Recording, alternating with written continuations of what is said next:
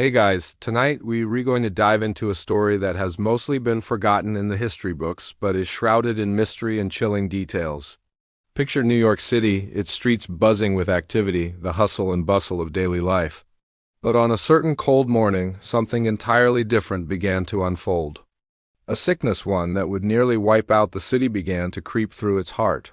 People had no idea what was coming, no idea that their lives were about to be changed forever.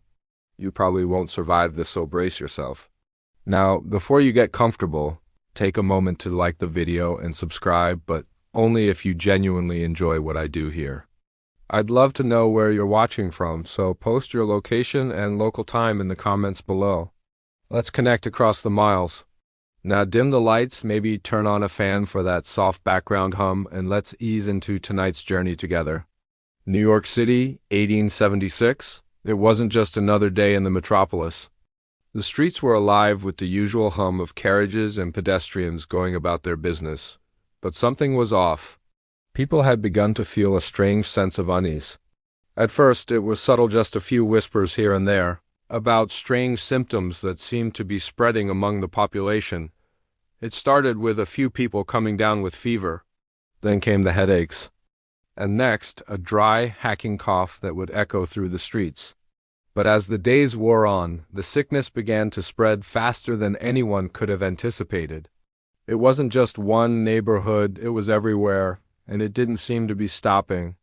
The sick were falling into delirium, with many of them seeing strange, distorted visions while they laid in their beds. Some described strange figures standing at the edge of their rooms or shadows moving when no one was there. These stories began to spread like wildfire, fueling an already tense atmosphere in the city. No one knew what was happening, but they could feel it, a creeping, suffocating dread settling over the streets. Doctors were at a loss. No one had seen anything like this before, and the more they tried to treat it, the more it spread. The sickness was ruthless, claiming the lives of the city's most vulnerable. The newspapers, for the first time in decades, stopped printing their usual fare. Instead, headlines screamed about the epidemic that no one had anticipated. There were no vaccines, no treatments, just more bodies piling up in homes, in the streets, and in the makeshift hospitals that had popped up everywhere. And the most unsettling part? No one knew how to stop it. Historians still argue whether this was the result of a natural outbreak or whether something more sinister was at play. Was this simply a plague of nature, or was it a man-made disaster? Some even believed that it was a curse, an invisible hand of fate sweeping through the city. It felt like something far beyond human control. In those early days, the city's response was chaotic. There was no one to lead the way, no one to truly coordinate the efforts. The public health systems were overwhelmed. It wasn't just the hospitals that couldn't cope, it was everything. The city's infrastructure was breaking down. People were afraid to leave their homes, and as the sickness spread, the very concept of what New York represented, this vibrant, bustling city of opportunities, began to crumble. So many people were taken ill in a matter of days. Families, entire neighborhoods were being wiped out in the blink of an eye. But strangely, the illness did not discriminate. It wasn't just the poor or the weak, it affected the richest, the healthiest, the most influential citizens too. No one was safe. At first, authorities tried to downplay the severity of the situation. They didn't want to panic the people, but the numbers kept rising, and soon it was too much to ignore. The hospitals were overflowing, and the death toll climbed rapidly. Some people just vanished from the streets overnight, never to be heard from again, the eerie part. As quickly as the disease had started, it seemed to vanish just as mysteriously. One day, it was everywhere, and the next, it was gone almost like it had never existed at all. But the aftermath was chilling. Those who had survived were left with more questions than answers. What had really happened? Why had this plague been forgotten by history? No one knew. It was in the wake of this mysterious plague that the city began to unravel in unexpected ways. Once the illness had left the streets, the eerie calm that followed was just as unsettling as the chaos itself. People didn't talk about it. The sickness, this plague, was quickly swept under the rug as if it had never existed. But the survivors, the few that had managed to get through it, weren't so quick to forget. You're probably wondering why this plague, this disaster, has largely faded from the public consciousness. Well, historians still argue whether it was a case of deliberate suppression, or if it was simply the fog of time that caused it to slip through the cracks of history. The truth, it seems, was too terrifying to confront, and so the story faded away just like so many others from those dark days.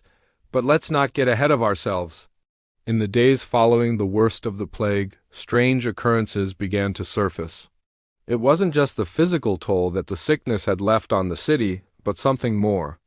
The sickness, though it left the bodies of the living untouched, seemed to haunt the very land upon which the city had been built.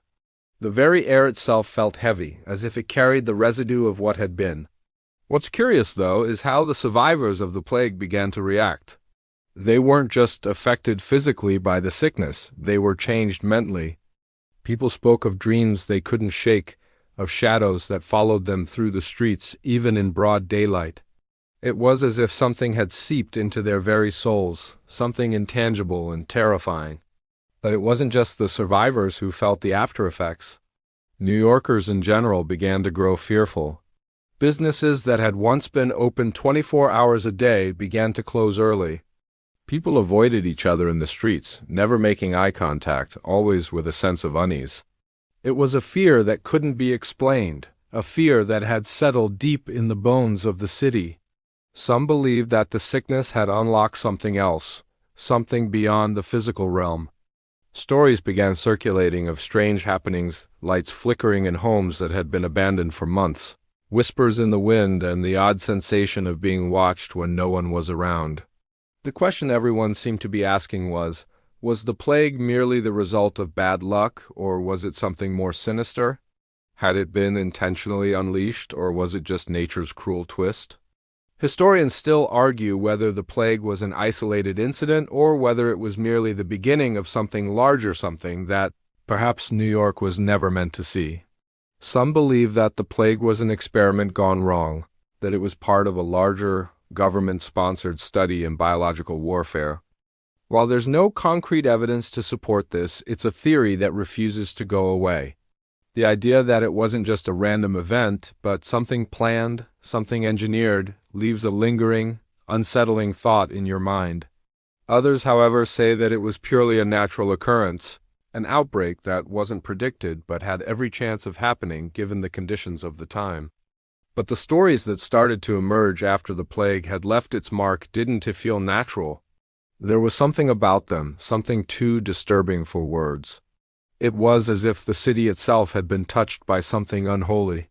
The streets, the buildings, the very air the city of New York seemed to carry the weight of what had happened. Even the sound of the wind felt wrong, as if it was carrying with it the whispers of the lost souls who hadn't survived. It was a city that had been through something, a city that had seen too much. For those who had survived the plague, there was no going back to the normal lives they once knew. There were lingering memories of darkened rooms, the faint smell of death in the air, the sound of coughing echoing in the streets, and the faces of loved ones slipping away.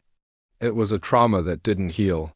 It was as if the plague had left an imprint on their very psyche, a scar that would never fade. As much as they tried to return to normal, New York City had been irrevocably changed. People walked the streets with a sense of wariness, as if expecting something to happen, as if waiting for the other shoe to drop. And maybe it was that constant undercurrent of fear that kept the plague story buried. Perhaps the city didn't want to face what it had been through, and so it buried the truth, hoping it would never resurface. But you can only bury a secret for so long. Eventually the truth comes out, and the more the survivors tried to forget, the more they remembered. And the more they remembered, the more the city seemed to remember, too. As the years turned into decades, New York's pulse continued to beat with the rhythm of modern life. The city became a symbol of resilience, an embodiment of strength, and a place where the future seemed boundless. Yet despite its external vitality, there was always a quiet undercurrent of unease. The memory of the plague, though forgotten by many, was still very much alive in the walls of the city. It lingered in the cracks of old buildings, in the deep shadows of alleyways, and in the collective psyche of those who had lived through it. What made this unease even more unsettling was that it wasn't just a lingering memory, it was a presence. The city had become a vessel for something that had been awakened during the plague. It wasn't just the remnants of the past, it was something else entirely, something that the city's residents, new and old, could never fully understand. It started with the whispers. At first, they were small passing mentions in the corner of a conversation, rumors shared between friends who had lived through the darkest days, but as time passed, those whispers grew. People began talking about the things they had experienced, things that couldn't be explained, things that felt wrong in the very fabric of New York. It wasn't just about strange occurrences. It was about the feeling of being watched, of being followed. People would say that it was the city itself that seemed to keep an eye on them, as though it had developed its own consciousness, its own memory. And the more people talked about it, the more these occurrences began to feel real. They weren't the product of collective hysteria or overactive imaginations. They were something more. And that was what frightened New Yorkers the most. This wasn't something they could just dismiss as a bad dream. This wasn't just a lingering fear from an old disease. It was something else. The plague had unlocked a door that the city could never fully close. It had touched something deep inside the heart of New York, and that thing was still there, hidden beneath the surface, waiting. For some, the idea that New York had been marked by the plague was simply a part of the city's history. It was just another chapter in a long and complicated story.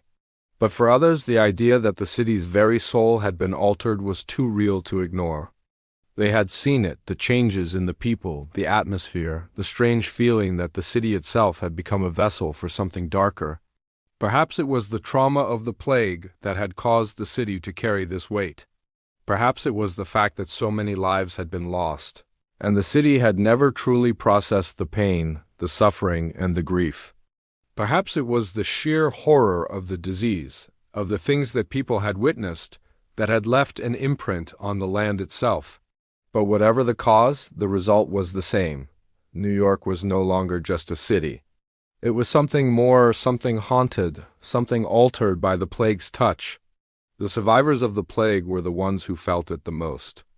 They had lived through it, and they knew the truth. They knew that the city had changed, that something deep inside it had been awakened. They could feel it in the air, in the streets, in the silence of the night. It was as if the plague had left a scar on New York, one that would never heal, no matter how much time passed. But even those who had not lived through the plague could sense it. They might not have been there when it happened, but they still felt the weight of it, felt the darkness that clung to the city. It was in the way the buildings seemed to sigh in the wind, in the way the streets sometimes fell eerily silent in the way. The light sometimes felt wrong, as if the sun itself had been altered by the events of the past. Some tried to explain it away. They claimed it was just the weight of history, the residue of the past seeping into the present. Others, more superstitious, whispered that the city was cursed, that it had been touched by forces beyond human understanding. Whatever the explanation, the feeling persisted. The plague had come and gone, but its presence remained. And then there were those who truly believed that the city was waiting for something. They believed that the plague had been only the beginning, that it had unleashed something far darker, something that had been dormant in the city for centuries. And perhaps, they said, that darkness was waiting for the right moment to rise again. They spoke of it in hushed tones, in the shadows of dark alleys and abandoned buildings, but they spoke of it all the same. It was as if New York itself had become a living entity, carrying the memory of its past and the promise of something yet to come, but no one could say for sure. All they knew was that New York was different. It had survived the plague, yes, but it had also been forever changed by it. And the more the city expanded, the more its population grew, the more it seemed that the shadow of the plague would always loom large over its future. No matter how many skyscrapers were built, no matter how many bright lights shone through the streets, New York would never be free from the past that had shaped it. And so, as the city continued to thrive and evolve, it remained caught between two worlds, one of the future, full of potential and promise, and one of the past, haunted by the dark history of what had come before. And in that tension, that unresolved conflict, the true essence of New York was born. New York, the city that never sleeps, had learned to live with its ghosts. But those ghosts, unlike the ones you might expect, weren't just the lingering memories of those who died during the plague. No, these ghosts were something else entirely. They were the echoes of a time long past, a time when the city had been at its darkest, its most vulnerable. And in some ways, they were more real than any physical being. For the survivors, the memories of the plague never truly faded. There were days when they couldn't escape the feeling that the city itself was watching them, waiting for them to slip back into the grip of whatever force had claimed it so many years ago. There were nights when the shadows felt too heavy, the air too thick, as if the world was pressing down on them in a way that no one could explain. But the thing about New York is that, despite all its dark secrets, its people are resilient. They've lived through wars, plagues, and countless other tragedies. But what made this plague different, what made it so unsettling, was how it seemed to leave its mark on everything it touched. The city, for all its vibrancy, had become a place of duality, alive with energy, but haunted by the memory of what it had endured. Some began to say that the plague had, in fact, changed the very fabric of New York itself. The city's energy, its frenetic pace, had always been part of its identity, but now it felt different. It was as if something had shifted, a new rhythm had been established, one that was darker, more foreboding. The once bright lights of Times Square now seemed dimmer, the streets less welcoming, and the voices in the crowd a little more hollow. You might think that after so many years, the people of New York would have put the past behind them. But that's not how things work in a city like this. New York is a place that thrives on its history, its stories, its legends, and the ghosts that linger in its alleys and skyscrapers. The plague, it seemed, had become just another story to tell, but one that was told in whispers in the dark. Corners of bars and cafes where the city's residents would gather to share their fears and their memories of a time when the world felt like it was slipping away. Even now, long after the plague has passed into history, you can still feel its presence. It lingers in the air, in the cracks of the sidewalks, in the sound of the wind that sweeps through the empty streets at night. You can hear the faint echoes of it if you listen closely enough, soft whispers, the sound of something moving just out of sight, the feeling that you're not quite alone. Some say that the plague left something behind. Not a disease, but a curse. Something that had been unleashed, something that couldn't be put back into the darkness from which it came. It was as though the plague had torn a hole in the fabric of reality itself, and whatever had slipped through was still here, still watching. You may laugh at the idea, dismiss it as superstition or paranoia, but as the years go on, the stories continue to circulate. And for those who lived through the plague, it's impossible to shake the feeling that something isn't right. That the city, for all its brilliance, is still holding its breath, waiting for something. Historians still argue about the origins of the plague, whether it was a natural disaster, an act of bioterrorism, or something far stranger. But no one can deny the impact it had. It reshaped the city in ways that no one could have predicted, and perhaps just maybe it changed the people who lived through it as well. Those who survived did not emerge from the experience the same. They were different, marked by something invisible, something intangible. And as the years go by, New York continues to stand, its skyscrapers towering over the streets like silent sentinels. The city hums with energy, its people bustling about, unaware or perhaps choosing to ignore the strange undercurrent that still runs beneath the surface. But if you listen carefully, you can hear it. It's the faintest of sounds, like the city itself is holding its breath, waiting for something to happen. Something that will bring the past to life once again. Perhaps that's the most terrifying thing of all. Because no matter how much time passes, no matter how many years go by, the plague's shadow will always be there. It will always be a part of the city. And sometimes, just sometimes, it feels like it's waiting to return. As the years went by, the city continued to grow, to change, and to thrive. The plague, for most people, became a distant memory, a dark chapter of history best left forgotten. But for a few, especially those who had lived through it, it never truly left. They carried it with them, the weight of that invisible presence. The whispers, the shadows, the sense that something had shifted in the fabric of New York, these things never quite went away. Over time, the survivors began to move on. They built families, started new businesses, and tried to reclaim what they had lost, but the damage had already been done. The city that had once been the symbol of hope and prosperity now felt different. There was an undercurrent of fear, of unease that hung in the air like a fog that refused to lift. But the most chilling part of all was that it wasn't just the survivors who felt it. New York itself had been scarred by the plague. It wasn't just the people who had been affected, it was the city itself, the buildings, the streets, the very ground beneath their feet. There was something in the air, something that had changed after the plague passed, and though no one spoke of it, they all knew it was there.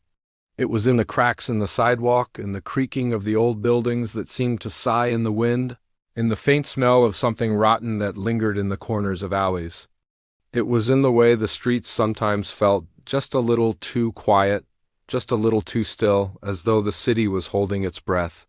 Historians still argue whether the plague was truly the cause of this change, or whether it was just the trauma of living through something so devastating. Some say that the city, in the wake of such horror, became haunted, not just by the ghosts of the past, but by the very memory of what it had endured. And what's more disturbing is that, in the decades since, strange reports have begun to surface. People have spoken of shadows that move on their own, of cold spots in the middle of summer, of voices heard in the dead of night, in the old, forgotten parts of the city. Some say the plague never really left its presence still lingers, hidden in the cracks, waiting for the right moment to rise again. It's a terrifying thought, isn't it? That something so sinister could be waiting in the dark, in the quiet corners of the city, just biding its time until it's ready to strike again. Maybe that's why, despite everything, New Yorkers still feel it, the weight of something long gone but never truly forgotten. The city that had once been so alive, so full of energy, had been touched by something darker, something that refused to let go. In the years that followed, New York became a city of contradictions. It was alive with ambition, with hope, and yet it was haunted by its past. The plague had left its mark not just on the people who survived, but on the city itself. It had changed the way they viewed the world, the way they viewed their home. And yet, despite it all, New Yorkers are resilient. They carry on, they rebuild, they go about their daily lives, always aware that something lurks in the shadows. It's not a comforting thought, but it's the truth. In the back of their minds, they know that the plague might have been forgotten by most, but it hasn't been forgotten by the city. And maybe that's the scariest part of all that. The city itself remembers. It remembers what happened, and it's waiting for something. It's hard to shake the feeling that, deep down, the city knows something we don't. It's as if it's been watching, waiting for the right time to remind us of what it has endured, and perhaps to show us that, in the end, it's never truly over. Maybe the plague was only the beginning, and maybe, just maybe, there's something else lurking beneath the surface, something even darker, something that the city is holding in its depths, waiting for the right time to reveal itself. For those who live through it, the fear never truly fades. It becomes a part of them, a part of the city's DNA. And as time goes on, the questions only grow. What really happened? What was the true origin of the plague? Was it simply a disease, or was it something far more sinister, something that has yet to fully reveal its terrible truth? And as long as those questions remain unanswered, the city will never be free from the shadow of what it survived. The memory of the plague will linger, like a ghost that refuses to rest, forever haunting the streets of New York. The decades passed, but the strange atmosphere around New York never completely dissipated. As the city grew and expanded, it carried the weight of its past with it, like an invisible anchor that tugged at the hearts of its residents. The plague, though largely forgotten by mainstream history, was still very much alive in the minds of those who had lived through it. And for those who hadn't, there was an unsettling sense that the city's true history was being kept hidden. The quiet whispers about the disease, the strange occurrences, and the ghostly sightings became part of New York's unofficial lore. Locals and tourists alike would occasionally hear about the plague, often dismissed as nothing more than a myth or a wild exaggeration of the past. Yet the survivors, the ones who had borne witness to the horror, still spoke of it in hushed tones, reluctant to fully open up, but never truly able to forget. Some of the older survivors started to return to the very places they had once fled from. They came back to the streets, to the buildings, as if they needed closure. But what they found there was not what they expected. The city had changed. There were new buildings, new people, new energy, but it felt the same. It still carried that strange weight, that sense of having been touched by something darker than just a disease. It was during this time that a few began to speculate about the cause of the plague, not just as a biological event, but as something more metaphysical. What if the sickness was a catalyst, a force that unlocked something within the city itself? Some said the plague had opened a door to a dimension not meant to be crossed, a thin veil between the living and the dead. Some even suggested that the plague had been an ancient curse, one that had been dormant for centuries, waiting for the right time to rise again. While no one could ever prove these theories, the idea that something supernatural had been unleashed became more plausible with each passing year. The haunted whispers, the unexplainable noises, and the eerie occurrences continued to occur at irregular intervals. More and more people, particularly those who had been in the older parts of the city, began to report strange experiences, moments where time seemed to slow down, where the very air felt thick with something unseen. People who lived in buildings that had been there since the plague struck began to hear voices in the middle of the night. Some heard the sound of children crying. Others reported hearing muffled conversations that stopped when they entered a room. And then there were those who claimed they felt the presence of someone or something following them, always just out of sight. And yet, the city still moved forward. People were still getting on subways, still rushing through Times Square, still living their lives as if nothing had changed.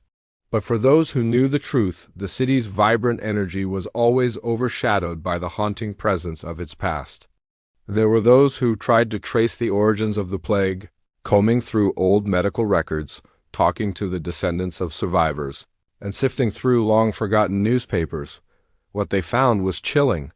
The story of the plague had been systematically erased, buried under layers of official reports and sanitized histories.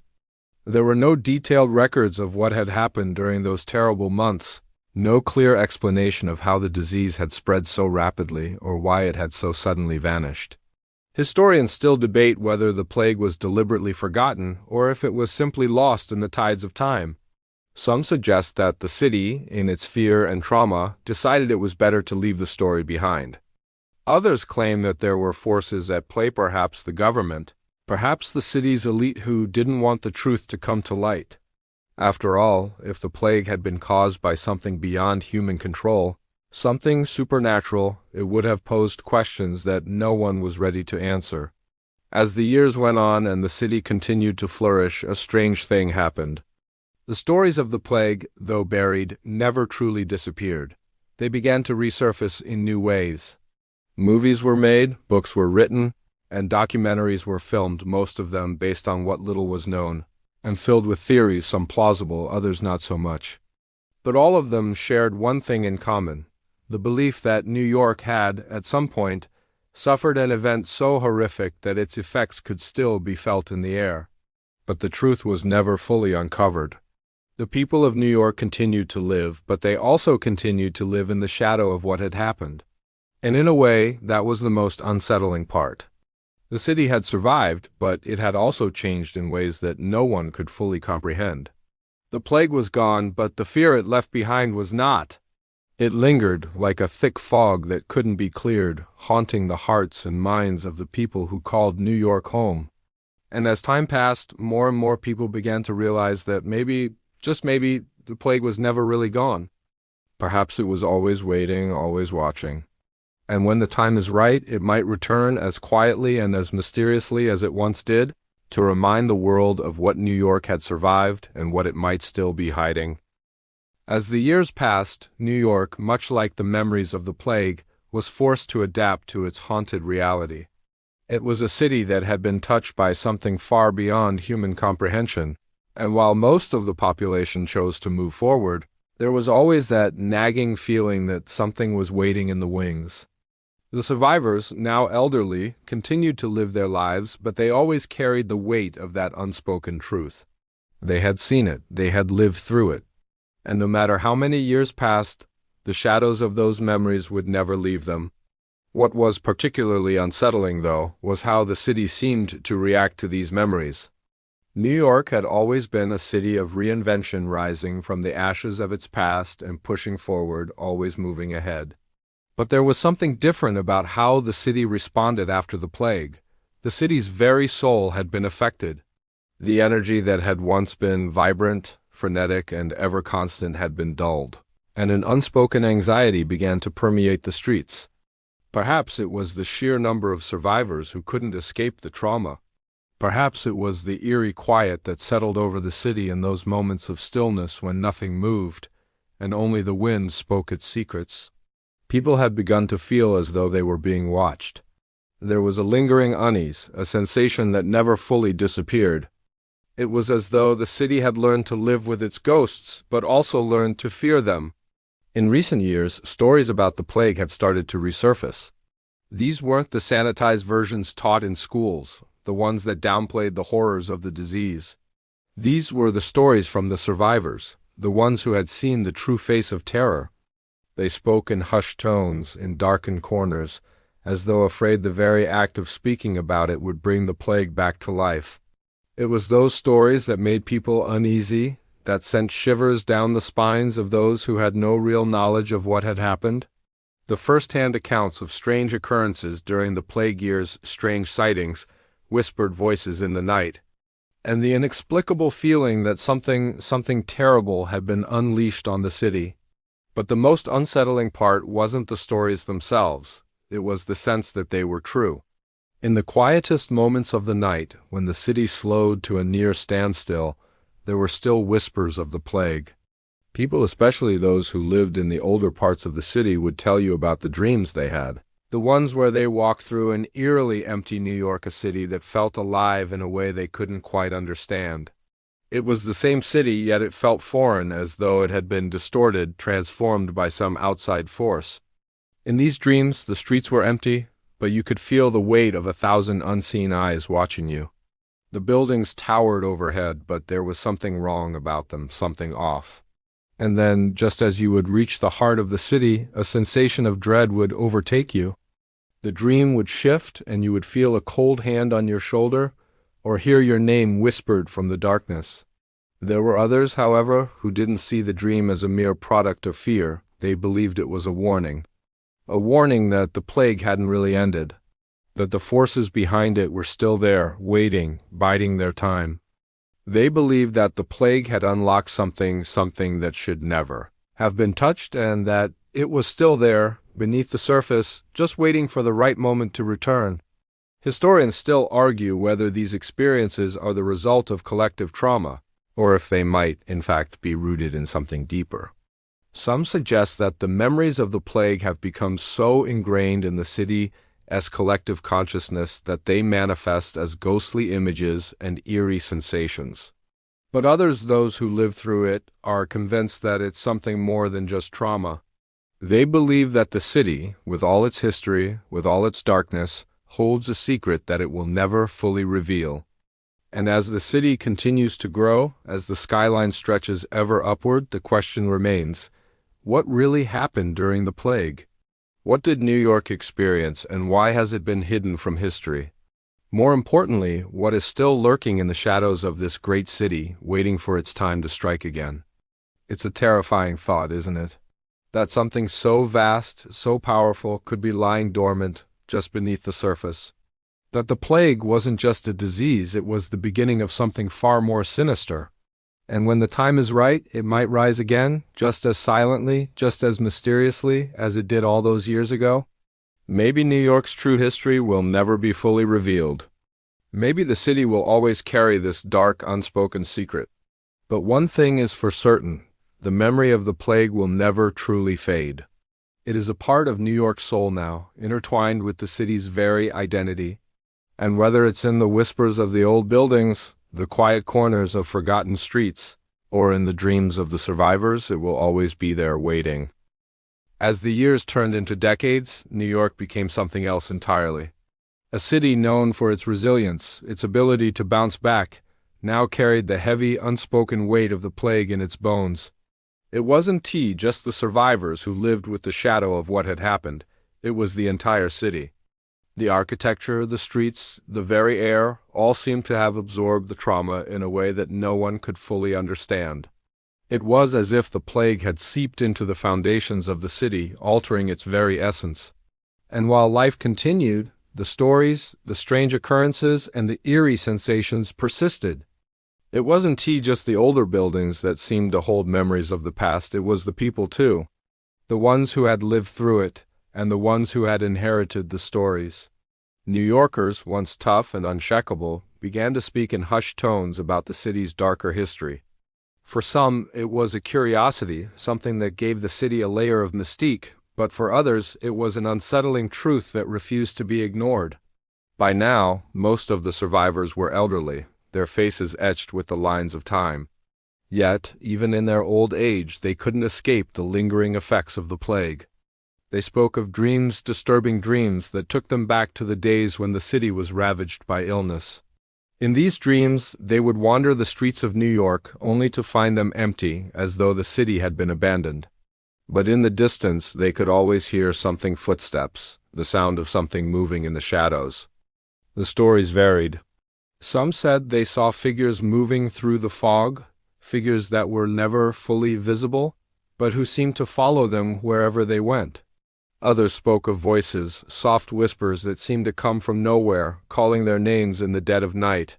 The common thread was the feeling of being watched, of being followed by something that could never be fully understood. But it wasn't just the survivors who felt it. People who lived in the older parts of the city, particularly near the areas where the plague had hit hardest, began to report similar occurrences. Strange dreams, strange sights, things that felt out of place, things that couldn't be explained. It was as if the plague had left behind an imprint on the city, one that could never be erased, no matter how hard people tried to move on. There were rumors that the city's very foundations had been altered by the plague. Some said that the old parts of New York, the ones closest to where the disease had hit, were somehow cursed. There were stories of people who claimed to hear faint screams at night, or of buildings that seemed to breathe, their walls creaking as if they were alive. Some even went so far as to say that the plague hadn't just affected the people, it had infected the land itself. Historians still debate whether the plague was just a terrible tragedy or whether it was the result of something more supernatural. Some believe that it was simply a natural disaster, a horrific event that no one could have predicted. Others, however, argue that it was something darker, something that had been unleashed by the plague. Perhaps, they suggest, it was a curse or maybe something more insidious, something that had been lying dormant for centuries, waiting for the right time to make its presence known. Whatever the truth may be, one thing was certain: the plague had left its mark on New York, a mark that could never be erased. The stories, the strange occurrences, the feelings of unease, they all pointed to one undeniable truth: New York had been changed by the plague. And though the disease itself was gone, its effects would linger for as long as the city stood. But even with all the stories, all the rumors, there were still those who believed that the city would eventually recover. They believed that time would heal the wounds of the past, that the ghosts of the plague would fade into the background, just another part of New York's history. But as the years went on, that belief seemed more and more like a distant dream. The shadows never fully receded. The unease, the sense of something lurking just beneath the surface, remained. Perhaps that was the true legacy of the plague, the idea that New York had never truly healed. It had survived, yes, but it had been irrevocably changed. The city that had once stood as a symbol of hope, of progress, had been touched by something darker, something that no one fully understood. And in the end, that darkness would always be a part of it, a part of its history, a part of its soul. As New York pressed forward, its relentless pace continued to define the city.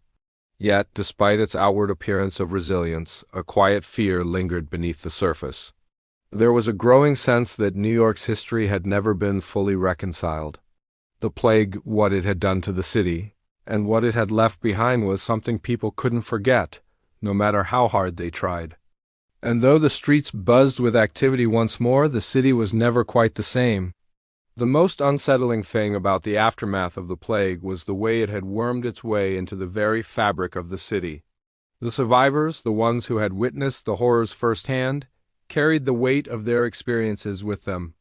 They might have gone about their lives, but their eyes always seemed to dart toward the shadows, as if expecting something to appear from them at any moment. They'd grown accustomed to the feeling of being watched, to the sensation that something or someone was always just out of sight, following them, waiting. And it wasn't just the survivors. People who had moved to New York after the plague, those who didn't live through the worst of it, began to feel it too. It was subtle at first. The occasional inexplicable chill, the way a building might seem to sigh in the wind, or how the night would fall just a little too quickly, as if the sun had decided to set earlier than usual. These feelings began to grow more common, and soon more and more people began to talk about the strange occurrences that plagued the city. There were reports of footsteps echoing in the streets at night, of lights flickering in places they shouldn't, and of faces seen in the corners of rooms that no one could explain. But what was more disturbing was that these reports weren't isolated incidents. They were happening all over the city, sometimes in the oldest buildings, but also in the shiny new high-rises that were supposed to represent New York's future. It seemed that no matter how much the city had grown, no matter how many new buildings had been erected, the shadow of the plague would never fully leave. It was as if the plague had left behind an energy, a pulse, embedded in the very structure of the city, and that pulse was beginning to stir again. Some people began to speculate that the city's rise to greatness after the plague was more than just the result of resilience. What if, they whispered, the plague had unlocked something in the city's soul, something ancient and powerful? What if New York had always been a place of hidden forces, of dark powers that had been awakened by the horrors it had faced? This idea seemed almost too ridiculous to entertain, yet it lingered in the back of the minds of those who couldn't quite shake the feeling that something was not quite right. Historians and urban explorers alike began to seek out the forgotten parts of the city, the old neighborhoods, the abandoned buildings, the subway tunnels long closed off to the public. They found things, strange things. Crumbled walls that seemed to hum with energy, ancient graffiti on the brick walls that no one could decipher, and remnants of a time long past. Some of them swore they saw fleeting figures, shadows that darted just beyond their sight. Others heard whispers, faint voices calling from dark corners just out of reach. For some, these discoveries were merely the results of overactive imaginations. But for others, it was proof of something far darker. They began to speculate that the plague had left behind more than just death. It had left behind a part of itself, a piece of the darkness that had once consumed the city. And now, that darkness was stirring once more. And then there were the dreams. These were the most disturbing of all. People who had never experienced the plague, who had no direct connection to its horrors, began to dream of it. These were not just ordinary nightmares. They were vivid, disturbing dreams where they wandered the empty streets of New York, hearing the faint cries of the sick and dying. They could see the disease, feel the fear in the air, and hear the whispers of the past. The most chilling part of these dreams was the sensation that the plague wasn't just a memory, it was alive. It was waiting just beneath the surface of the city, ready to return. The feeling that something ancient and powerful was watching, waiting to rise again, haunted the dreams of those who had never even heard of the plague. It's hard to say why the city seemed so haunted by its past. Maybe it was the trauma, the collective grief of those who had lived through it. Maybe it was the sense of guilt that they had allowed something so horrific to happen, and that they had never truly confronted it. Maybe, as some of the more conspiracy-minded individuals speculated, it was the city itself changed by the plague, altered by its touch, and now cursed to carry that darkness for as long as it stood. No one could say for sure. But one thing was certain, the plague, though it had come and gone, had left its mark. And that mark was not something that would fade with time. It was something that would linger, like the ghosts of the past, haunting New York for as long as the city existed. New York, with all its energy and its constant hum, had become a city haunted by its past in ways it couldn't escape. The plague that once ravaged its streets seemed to have left an indelible imprint, not just in the memories of the survivors, but in the very essence of the city itself. Despite its modern appearance, with its towering skyscrapers and the ceaseless rush of daily life, there was always something lingering beneath the surface. It was as if the city itself had become aware of its dark history, carrying it like a burden too heavy to shake. But what was most terrifying was that, as time went on, the presence of the plague, its lingering curse, if you will, became less and less a thing of the past. It wasn't just a distant memory for those who had lived through it. For some, it began to feel like the plague was still there, watching, waiting, biding its time, as though it had never truly left the city at all. And this sensation was not just a figment of the imagination. Over the years, reports of strange happenings began to multiply. Stories from all corners of the city-old neighborhoods, new districts, even the pristine parts of Manhattan talked of inexplicable events, sounds that couldn't be explained and sights that didn't belong. People began to question, was the plague truly over, or had something far more sinister been unleashed? The stories that began to circulate were disturbingly similar. People spoke of seeing shadows moving in empty rooms, flickering lights, and a pervasive sense of being followed. But what set these occurrences apart was that they weren't just confined to one area of the city. They happened everywhere. In apartments, in offices, in subway stations, and in places where no one had expected anything strange to happen. The city, it seemed, was filled with these whispers, these tiny moments that defied logic. More troubling were the reports of people hearing strange, distorted voices. Some claimed they heard the voices of loved ones who had passed away during the plague. Others heard the voices of strangers, their words unintelligible but full of urgency and terror. The chilling part. The voices weren't coming from speakers, from radios, or from any devices. They were coming from the walls, from the shadows, from the air itself, and no one could figure out why. The problem was that these occurrences weren't just happening to a few isolated individuals. They were happening to large groups of people. Entire neighborhoods reported hearing whispers late at night. People felt cold spots in their homes for no reason. And some even swore they saw figures, faint, misty shapes that seemed to vanish when looked at directly. But the thing that unnerved most was the consistent feeling that something was just out of sight, something watching, waiting for the right moment to reveal itself.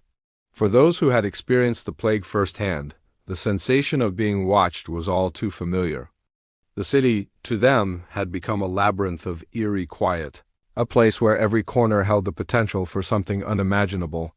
And yet, despite the horror of the past, people continued to go about their lives. They had to.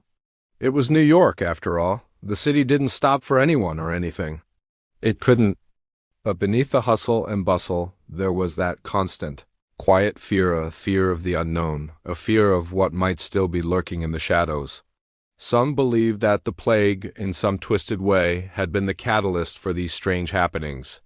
Maybe, just maybe, the sickness hadn't been the end of something, it had been the beginning. The plague, for all its horrors, had opened a door that was never meant to be opened.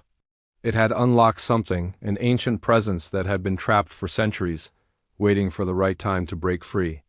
Whether it was a curse, a supernatural force, or some unexplained anomaly in the fabric of reality itself, the plague had certainly left its mark on New York.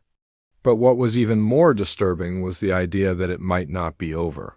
That the city was still carrying the weight of something far darker than anyone could understand. Even the survivors, the elderly men and women who had lived through the worst of it, began to speak of it again. They hadn't forgotten. The plague had marked them in ways they couldn't describe, and the feeling of unease that lingered in the air seemed to remind them of something they had witnessed, something they could never unsee. Some whispered that New York would never be truly free of the plague's shadow, that the city had been changed by it in ways no one fully understood, that perhaps it was cursed forever, locked in an endless cycle of death and rebirth. The history books might have long since closed the chapter on the plague, but for those who lived through it, and for those who still felt its presence, the story was far from over. The idea that New York was somehow still haunted by the plague was not just a theory, it was a reality for those who felt it. They could feel it in the quiet moments, in the stillness of the night when the city seemed to hold its breath. It wasn't always there, But there were times when it would resurface, like a shadow passing over the streets, a reminder that the plague, though long gone, had left something in its wake. Perhaps it was the trauma of the survivors, their inability to move on fully, that kept the plague alive in the city's psyche. Perhaps it was the sheer scale of the horror that had unfolded, an event so vast, so terrible, that no one could truly forget it. Whatever the cause, the feeling lingered. And for those who had lived through the plague, it was as if the city itself had been touched by something beyond understanding. The buildings, the streets, the very air, they all felt as though they were holding on to the past, unwilling to let it go. In recent years, some of the more curious souls, those who weren't too afraid to ask the difficult questions, began to dig deeper into the history of the plague. They sifted through old records, spoke to the last remaining survivors, and looked for clues that might reveal the truth about what had really happened. What they uncovered was unsettling. There were gaps in the records, holes in the story that couldn't be filled. The city's official response to the plague seemed strangely detached, almost as if someone had worked to erase the memories of it, to bury the truth so deeply that no one would ever be able to find it again. But for all their efforts, the survivors continued to tell their stories. They spoke of the things they had seen, of the way the city had changed, of the strange occurrences that followed in the wake of the plague. They spoke of the feeling that some force, some dark presence had never truly left. And though they didn't have all the answers, they knew one thing for sure: New York, in all its splendor and madness, had been marked by the plague in ways no one could ever explain. For some, these stories were simply a byproduct of the trauma they had endured, a way to cope with the unimaginable. But for others, they were a warning, a reminder that the past was never really gone, that history had a way of repeating itself, of rising from the shadows when it was least expected. There were those who believed that the city would one day be forced to confront the full truth of what had happened, that the plague, far from being a singular event, was just the beginning of something much darker, something still waiting to be unleashed. In the heart of New York, the old buildings still stood, their cracked facades whispering the stories of the past. The subway tunnels, once full of life and movement, now seemed more like forgotten passageways, full of the echoes of something lost. And though the streets were still crowded, still alive with the pulse of the city, there were moments when everything seemed to stop. The bustling crowds would fall silent for just a second, as if the city itself had paused, caught between the present and something far darker, something older. The feeling, for those who could sense it, was unmistakable. It was as if the plague was still there, lingering in the spaces between the people, in the empty corners of the city. It wasn't something you could touch, something you could see, but it was there, in the silence, in the whispers, in the shadows. It was the memory of something that could never be fully erased. And for those who had lived through it, it was a memory that refused to fade, no matter how much time passed. Some of the city's residents began to make connections between the plague and the strange occurrences that had been reported in recent years. They pointed to the old buildings, the abandoned hospitals, the forgotten parts of the city that seemed to be the epicenter of these strange events. It was as though the plague had left behind an energy, a presence that couldn't be wiped away by time or progress.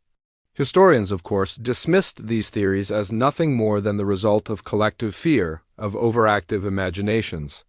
But for those who had lived through the plague, who had seen the aftermath with their own eyes, the truth was clear. The city had been changed, not just by the disease itself, but by the presence it had unleashed. And though the plague was gone, its effects would always linger. The most unsettling part of all was that no one could say for certain what the future held. No one knew if the plague would return, or if the city would ever fully rid itself of the darkness it had experienced. But there was one thing everyone agreed on: New York had survived, and in doing so, it had become something else. Something that, for better or for worse, carried the weight of its past with it. The plague, though it had come and gone, had left a mark on the city that no one would ever forget. As New York moved further into the 20th century, the shadow of the plague seemed to fade into the background of its busy streets. The city continued to evolve, each generation leaving its own mark on the metropolis. Skyscrapers rose higher, the subway expanded deeper into the earth, and the people of New York grew accustomed to the noise, the lights, and the ceaseless rhythm of life. Yet, despite all the outward signs of progress, something inside the city had changed forever. For those who had witnessed the worst of the plague, though, life never truly felt the same. They had seen what a city at the brink of destruction looked like, and they had survived it, but had taken something from them. They carried the weight of that trauma for the rest of their lives, hidden beneath the surface of their everyday existence. It wasn't just the memories of the sick or the bodies piling up in the streets, or the chaos that had taken over the city in the darkest days of the plague. It was the unshakable feeling that the city itself had been marked by something far darker, something that no one had ever fully understood. The survivors often said that it wasn't the disease that had changed New York, it was the fear. The plague had unleashed a deep-seated terror in the heart of the city, one that didn't just affect the physical world, but also the intangible. That fear was still there, beneath the surface, lurking in the shadows of the city's towering buildings and beneath the feet of its millions of residents. It was as though the plague had opened a door to something the city had never seen before. And while it had been forgotten by most, it still remained a part of New York's soul. But like all things, time has a way of smoothing over the rough edges of history. As the decades passed, fewer and fewer people remembered the plague, and fewer still talked about it. The horrors that once seemed so real were now just stories, whispered in the corners of bars or shared in hushed tones among those who had lived through it. The new generations, born long after the plague had come and gone, couldn't understand what it had been like. To them, it was just another tale from a forgotten past, another chapter in the city's long, complicated history. But even as the city moved on, there were still strange moments when the past seemed to surge back to the surface.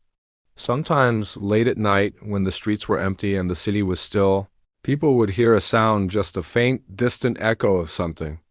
Some said it was the sound of footsteps in an empty alleyway or the rustling of wind through forgotten buildings. Others swore they heard soft whispers, as if the city itself was trying to speak. For those who lived through the plague, it was a reminder that the city, no matter how modern, how vibrant, how full of life, would always carry its past with it. The plague was buried in the city's bones, in the walls of its buildings, in the very air that people breathed. It was a part of New York, as much a part of the city's identity as its skyscrapers and yellow cabs. In fact, some even began to wonder if the plague was just the beginning.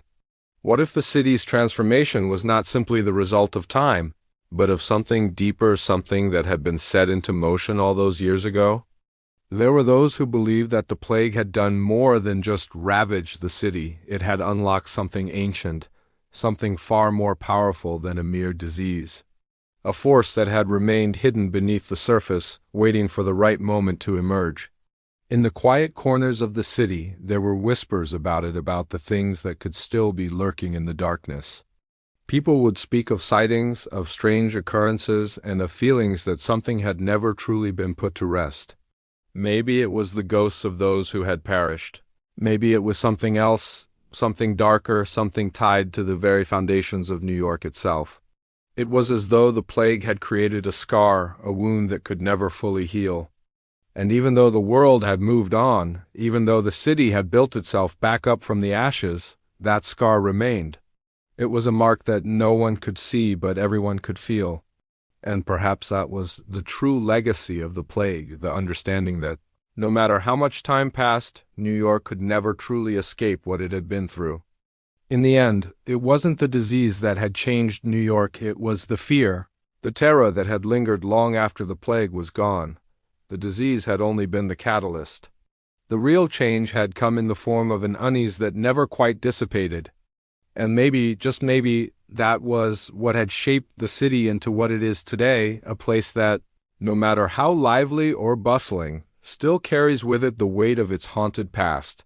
And so, New York continues to stand, its skyline reaching ever higher, its streets always full of life. But beneath it all, deep in the city's bones, there remains the knowledge that the past is never truly gone. It may be buried, forgotten, but it waits, just beneath the surface, always ready to rise again.